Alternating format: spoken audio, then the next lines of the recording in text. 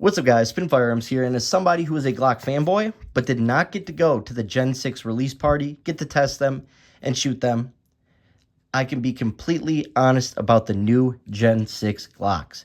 Today is what we're going to be talking about. I'm going to give you guys my reaction, and I promise you, the second I'm able to get my hands on one, we will have one to review for the channel. As you guys all know, I'm a Glock fanboy. And one of the things on my resume as a Glock fanboy is I carry a 1998 Glock 27. Another thing on my resume as a Glock fanboy is I have probably 140 Glocks at this point, maybe more. And on top of that, you hear me mention them almost every single video because I believe they are truly the pinnacle of a self-defense firearm that is affordable, simple, and has tons of compatibility.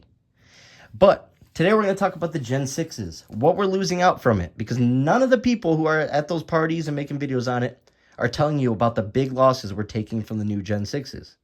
But at the same time, there are a lot of great things that I see, and hopefully this is a whole new era for Glock, and we can quit hearing all the people whine, oh, it doesn't have this, it doesn't have that, when all we're really looking for is a good shooting gun that is reliable at the end of the day. But one thing I will say that we're going to miss is the ability to go to any pawn shop, any store online, any day of the week, and find a used Glock for $250 to $350. Those days are no more. Law enforcement trade-ins are no more. And what I mean by that, the prices have skyrocketed. You don't believe me? Go look at the thumbnail on my video from a couple days ago. Glock 29 Gen 5, $1,999. Glock 29 Gen 3 and Gen 4, $1,000 to $1,500. And the prices are only going to go up because what I consider the pinnacle Glocks are sitting on this table. Now, we also have some Gen 5 sitting on this table, which is basically the predecessor of the Gen 6. So it's the latest models before all the big updates with the Gen 6. Real quick, another thing they didn't mention in any of these videos, I heard a lot about, all the new upgrades, but I didn't hear a lot of people talk about the fact that the sights are still plastic. You're going to tell me they did palm swells, new grip texture, integrated beaver tails, new slide stops that are protected, deeper slide serrations, bigger undercuts, flat face trigger. It's optics ready using certain optics plates that are directly mounted to the slide. But you still gave us plastic sights? Once again, though, not a big deal. The big thing I'm worried about is compatibility in all this, right? What makes the Glock series so amazing is the ability to shapeshift your gun, use different parts from different ones, and they all tend to work about 70 to 80% compatibility. That was the most amazing thing about Glocks, considering they don't use an FCU. Now, another thing is that I'm super confused about is models. What models are we going to see? So far, I've only seen full-size and compact models. I've not seen everyday carry models. So what that can mean for me is either they're going to come out with a brand new 43X style gun, maybe a Glock 43 size gun, something like a Hellcat size, that's stack and a half, a new 26, maybe even a 26X. We don't know yet, but so far, basically all I've seen from the videos I've watched, which I haven't watched too many, we have basically seen non-carry guns. And also, are you going to drip feed us the guns like Glock tends to do? Are you going to give us the Glock 47, the Glock 17, the Glock 19, and then a year from now, a Glock 26, a year from now, a Glock 43X, 2 years from now, a Glock 29? We don't know. But all I can hope for is that we get the same dang guns that we love. Otherwise, the guns that we love, the days of picking up a brand new Gen 5 gun that was used without a single scratch on it, those are for me, for $300, are out the door. And I also have some confusion about the V series and the Performance Center, which we'll touch on.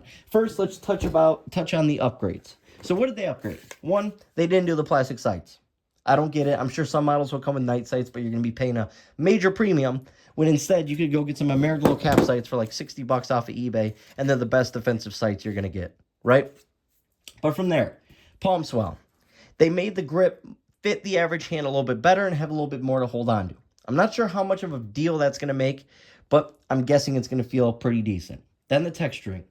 They use RTF6 grip texturing more throughout the gun. I like that. That is one thing that we needed from Glock. We needed more of. A typical Glock does not come with a whole lot of texturing. But at the same time, the sort of texturing they used isn't my favorite personally. I like stuff that more looks like, the texturing on like a Hellcat or even a P365 has better texturing. So I'm guessing we're still going to be using grips, but maybe not. And that's an easy fix. That's not something I'm too worried about. The grips aren't that big of a deal. Code SBN for 25% off handle grips. They are the best in the game. You really can't beat them. And that's a quick, cheap fix, especially if you use the discount I just gave you. One thing I really liked was the beaver tail. Obviously, when you have a Gen 5 or a Gen 4, you have to use these ridiculous back straps that are cheap as can be, made poorly, use a plastic piece of crap bendy pin that goes through just to get a beaver tail, right? And I love the beaver tail. It feels great. But honestly, these back straps are garbage. So the fact that the beaver tail is now integrated is a huge win, especially for people who don't want to have to use the back strap. Because at the end of the day, the back strap to get the beaver tail adds width. And if you use smaller hands, that's going to feel bad. I like wider guns, so it works out good for me. I actually like the back straps they used. They look like they have more texturing, and they also look like they are better quality. So at the end of the day, that is a huge improvement compared to the other gens.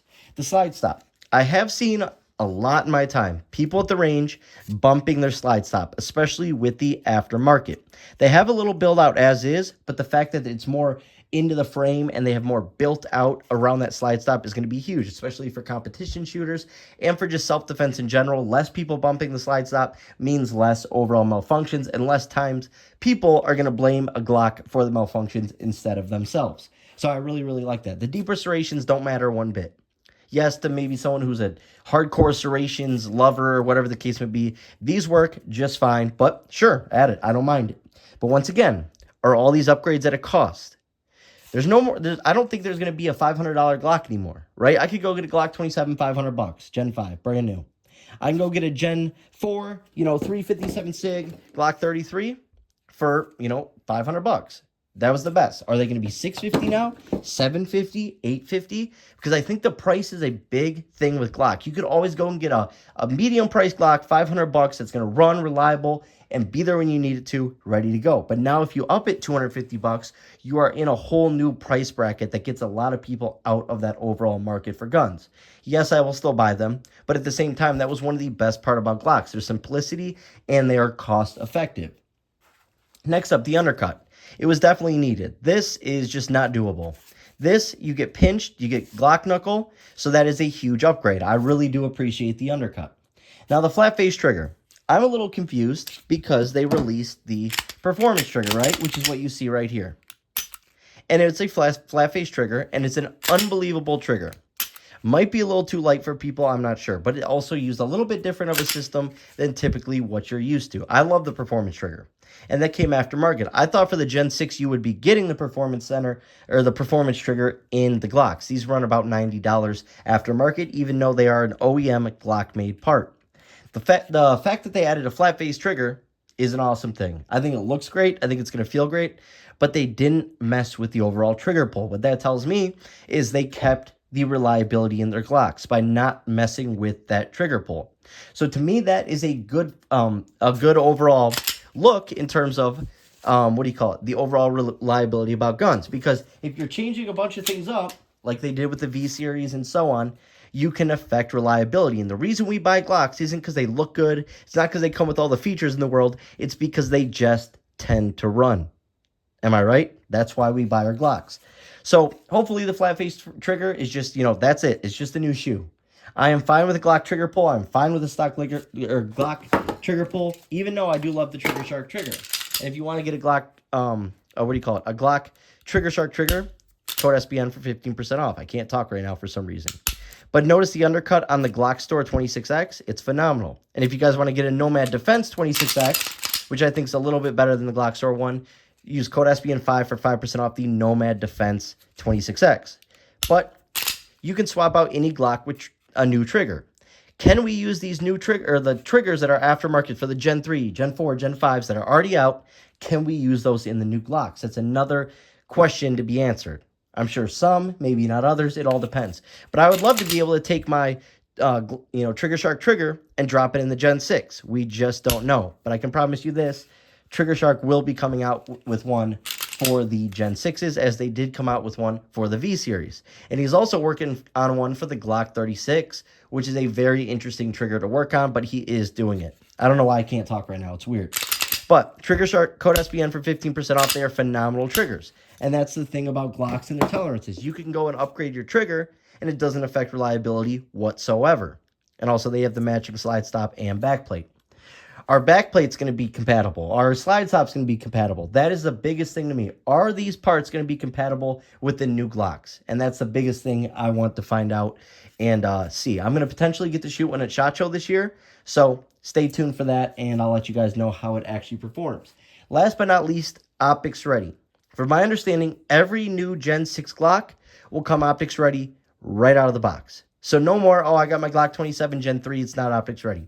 For me, that doesn't matter as much. For everyone else in the world, they are obsessed with optics. They need it to be optics cut. For me, it's not a big deal. The MOS system was terrible. Let's just be real. How many videos have we seen? The plates failing, garbage, whatever the case may be. The plate system on the MOS was a complete and total failure. So I'd like to see that now. It's a direct mount. There's still an optic plate, but it's much thinner, smaller, and you're still directly mounting your gun or your optic into the slide itself. There's just going to be a plate in the way.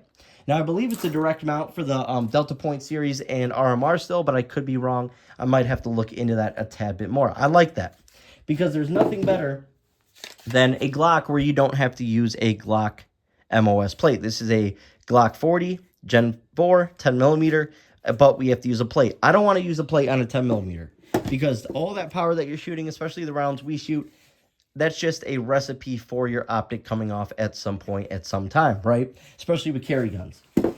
Which brings me to my most, the question I need to answer. Are there going to be carry guns, and if so, what? Are 40s done? Every other company, SIG, Smith, Springfield Armory, Smith & Wesson, the 40s are basically done. Yeah, they have a couple models here and there, but you don't really see them much. They're harder to find and so on. I get the Shield 40 still in production and so on. But is Glock going to be done making 40 Smith & Wesson? I would love to see a 27. I'd love to see a 23. I would love to see a 22. After all, my home defense is a 22. My main carry is a 27. Hopefully, they still have 40. Another thing is we all love 45s out of Glocks. There's just something about a Glock chambered in 45 ACP. Are they going to bring the Glock 30 back, the Glock 21? Those are questions to be answered.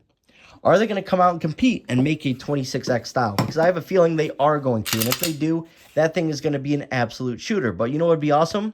If they made a 26X, but I could just go and grab my Glock 27 upper and throw it on there. Or my Gen 5 even. And I could throw it on my new Gen 6. That's what I wish we could do, but I'm just not 100% sure. Another question I have, what is the V series and what was the point? If you're already dropping the Gen 6 about a month away now, it's actually, at the time of the filming, 42 days and 13 hours. What was the point of the V series? Was it just to, make them feel good about the lawsuit? I'm not sure what that was. Probably just to appease California or whoever. I'm not 100% sure. But it just seems like the V series is no longer a thing, and it's all in on Gen 6. Why even take the time to make the V series for Gen 6? Will Gen 6 be, available in California and other places? Is it only going to be the V series allowed in certain states? I am not sure, and these are all questions we need answers to. Did Glock just demolish their whole brand by the Gen 6? That's a question I get a lot. Is it going to be worth it? I think so. I think it's going to be a phenomenal group of upgrades, some that don't really matter as much, some that really matter and that I really like. I think it's a good mix, and it's a good start for Glock. My major concern, though, is am I going to still get the carry guns that you've been making for 20, 30, 35, 40 years at this point? That's the question, because that's the one thing I've always loved about Glock. They've always had the 40 around for California, 357 SIG, 10mm carry guns in the Glock 29, the Glock 30, the Glock 30 SF. Are we still going to get guns that are smaller in size, but still have power? That is big for me. And I really hope Glock keeps that alive. If Glock does that, if they give us a 27, if they give us a 29 and a 30, I will honestly believe that Glock is the best company in the world. They will be my favorite gun company still, hands down. Because honestly, that is my biggest concern, because I love the Glock 27. You guys know that. So if they take it away, that's honestly going to be extremely painful, because this is one of my favorite guns, and the fact that they're going to be completely done with, that means part kits are going to start going downhill. They're going to go up in price. These guns are going to go up in price as used guns. It's just going to be a whole disaster to the ecosystem of buying Glock parts and used guns, which is big over here, and I really think is big for the average person who just wants to get an affordable everyday carry gun that's reliable and is going to run. So for me, those are my concerns. I'm a different kind of channel. The other channels, oh yeah, I need a Gen 6 with a hollow sun with, a big light on it. No, I'm just looking for a good carry gun that's reliable when me and my family are out and about. we're going to be able to get out of any situation, defend ourselves, and make it home. I don't care about all the other stuff surrounding it. But if you give me all those extra upgrades, give us the carry guns that we desire, then I'll be all for it and extremely happy. I just know that it's going to ruin a lot of opportunities for the smaller gun part companies out here. And that's also something that bothers me a little bit, because I know a lot of these people that make these gun parts and gun companies and people who do stippling and all that. So really hoping to find out some more questions or answers to these questions. And I'm really rooting for Glock. I really hope we see some carry options that are the same, but just different with these upgrades. Hope you guys enjoyed the video. Thanks for watching.